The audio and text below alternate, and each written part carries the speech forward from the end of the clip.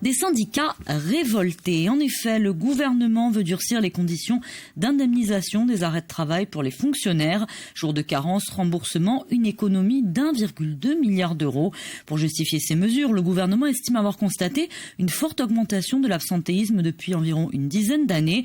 Mesure qui suscite la colère des syndicats, notamment en Corse, région en tête du podium pour son nombre d'agents dans la fonction publique. Les explications de Paul Salor, Christian Julian et nos équipes.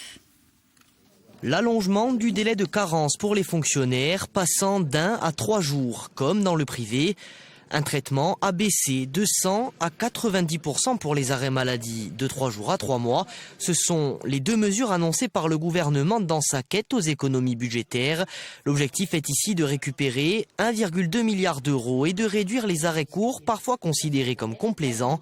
Un amendement au projet de loi de finances de la sécurité sociale qui fait bondir les syndicats. On essaye d'opposer les salariés du public au privé. C'est des vieilles recettes qui avaient été déjà tentées et proposées. Donc c'est vraiment scandaleux la proposition en tous les cas. Je pense que ce gouvernement devrait revoir le paradigme politique sur lequel il est et revenir à ne pas toucher notre social parce que c'est le ciment de notre société. Et l'impact de cette mesure se ferait d'autant plus ressentir sur notre île où un actif sur 5 travaille dans le public. La Corse compte 29 200 fonctionnaires, dont 44% dans la fonction publique territoriale, 37% dans celle d'État et 19% dans le secteur hospitalier. Pour les dirigeants syndicaux insulaires, en plus d'être un recul social, ce projet serait aussi inefficace.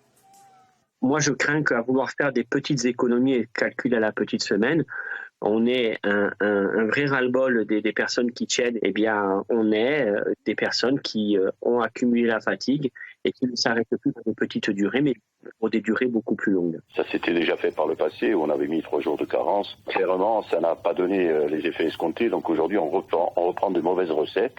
Et pire que ça, on essaie de stigmatiser et de diviser les travailleurs, qu'ils soient dans le public ou dans le privé. Reste à savoir comment cet amendement sera reçu à l'Assemblée nationale. Faute de majorité, le gouvernement pourrait l'inclure dans un budget adopté via l'article 49.3.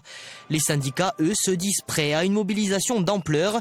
Une première grève pourrait être organisée dès la fin des vacances de la Toussaint.